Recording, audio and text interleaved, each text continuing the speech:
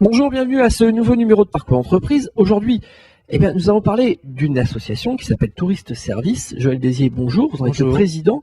Alors, si nous parlons de vous aujourd'hui, c'est un peu particulier parce que vous êtes une association qui se développe. Et vous, votre métier, si j'ai bien compris, c'est notamment le tourisme. Alors, est-ce que, d'une part, vous pouvez nous expliquer ce qui est Tourist Service et on reviendra après pourquoi on vous interviewe plus particulièrement aujourd'hui. D'accord. Alors, Tourist Service, c'est une association de loi 1901 qui a pour fonction d'être une agence de voyage réceptive.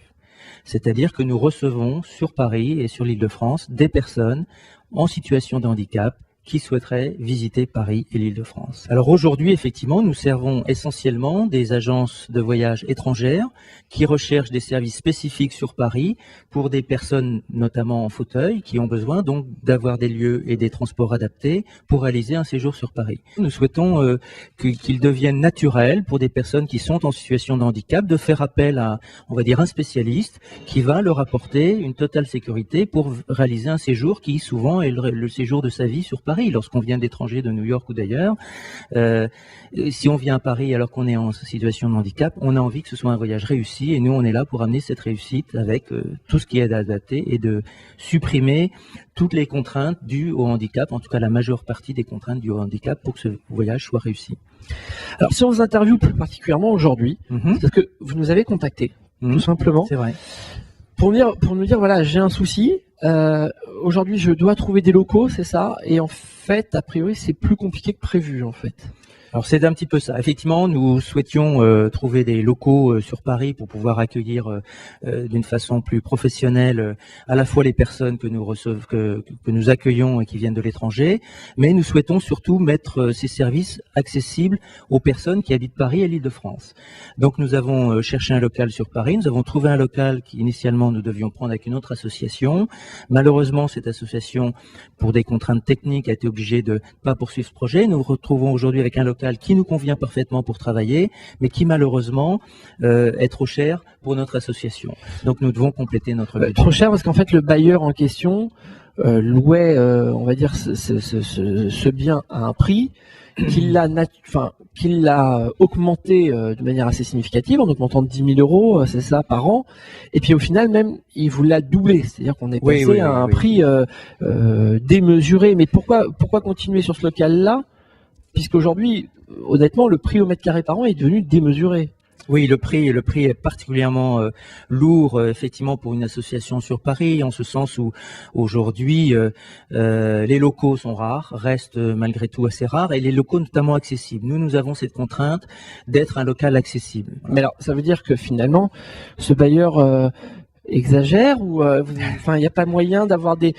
c'est une question naturelle. Je crois que pendant qu'on préparait cette émission, on m'a expliqué par exemple que la ville de Paris était partenaire. Oui. Naturellement, est-ce que la ville de Paris peut pas finalement aider pour vous aider à avoir ce bail?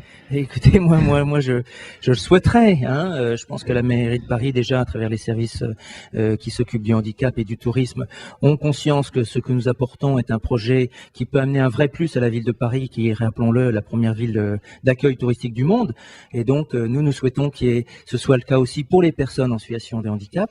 Donc, aujourd'hui, ce local, il est accessible en termes de situation, puisqu'il est central dans Paris, et il est accessible puisque le bailleur est à l'écoute de notre demande et peut effectivement nous aider à répondre positivement à cette demande. Oui, c'est là où vous reveniez tout à l'heure en me disant que finalement quand vous voulez quelque chose d'accessible, malheureusement ça coûte plus cher aujourd'hui et qu'on donne moins une capacité en plus à une association qu'à une entreprise. C'est un petit peu, vous m'expliquez, vous aviez fait différents quartiers de Paris et que finalement vous avez eu beaucoup de difficultés à convaincre les gens.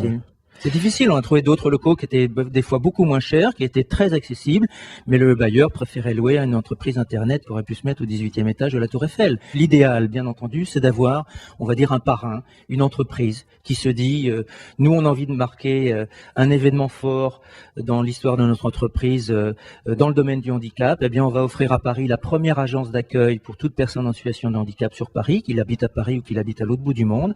Donc ça, c'est une action forte pour une somme qui qui reste conséquente, mais qui pour une entreprise peut être une somme possible. Aussi, oui. Ça, c'est la première démarche. La seconde démarche, elle est extrêmement simple, c'est un prêt à l'association. En ce qui nous concerne, nous avons essayé d'avoir des prêts au niveau des banques, mais malheureusement, les banques financent des investissements et non pas des frais de fonctionnement. Un local, c'est un frais ça fait partie des frais de fonctionnement. Donc ça n'est pas possible dans leur solution, dans les solutions bancaires. Et la troisième solution, c'est de partager ce local éventuellement avec une autre association. Nous aurions préféré dans le domaine du handicap, mais ça n'est pas obligatoire. Si une autre association souhaite partager ce local avec nous, Qui va se situer dans les Halles. Hein. qui va se situer effectivement dans le cœur de Paris, c'est-à-dire à côté des Halles, de la place notamment Marguerite de Navarre, eh bien, c'est une solution pour nous qui est intéressante aussi, qui nous permet d'obtenir ce local, de démarrer notre activité, d'amener nos services. Et le site, c'est touriste-service au pluriel.net, ça c'est notre site. Vous aurez toutes nos coordonnées bien entendu sur ce site. Sinon, vous avez aussi mon téléphone qui est le 06 43 51 57 17. Bon, au moins Joël, il joue la carte de la transparence, il donne son numéro de portable. Et ben, en tout cas, Joël, j'espère que vous allez être entendu. J'espère vous retrouver d'ici quelques semaines, quelques mois, bien installé dans vos locaux. On viendra vous voir. Je vous tiendrai au courant. Et puis, à ce moment-là, on prend un engagement. On ira, je sais que vous avez dans vos petits secrets une petite visite du Louvre, par exemple. Oui, il y a beaucoup de projets. Moi, j'invite aussi des personnes qui seraient en situation de handicap et qui souhaiteraient s'investir d'une façon bénévole au niveau d'une association qui souhaite vraiment se dédier totalement au monde du handicap. Je les invite à nous contacter, je les invite éventuellement à amener leurs compétences, que ce soit quelqu'un qui s'y connaît en site web et qui veut le faire vivre, que ce soit quelqu'un qui souhaite réaliser des accompagnements plus tard, que ce soit quelqu'un qui soit particulièrement doué en comptabilité et qui peut nous aider de ce côté-là, qu'il n'hésite pas. Moi, c'est une association pour des personnes en situation de handicap, mais je crois que moi, dans les personnes en situation de handicap, ce sont d'abord des esprits. Moi, j'ai besoin d'esprits, d'esprits qui viennent faire avancer des idées, et ça, c'est ce qui m'intéresse. Donc, n'hésitez pas à me contacter. Et ben, en tout cas, le message est passé. Quoi qu'il en soit, merci de nous avoir suivis sur www.bloghandicap.com et sur l'ensemble de sites partenaires. À bientôt, Joël. Merci. À bientôt, merci.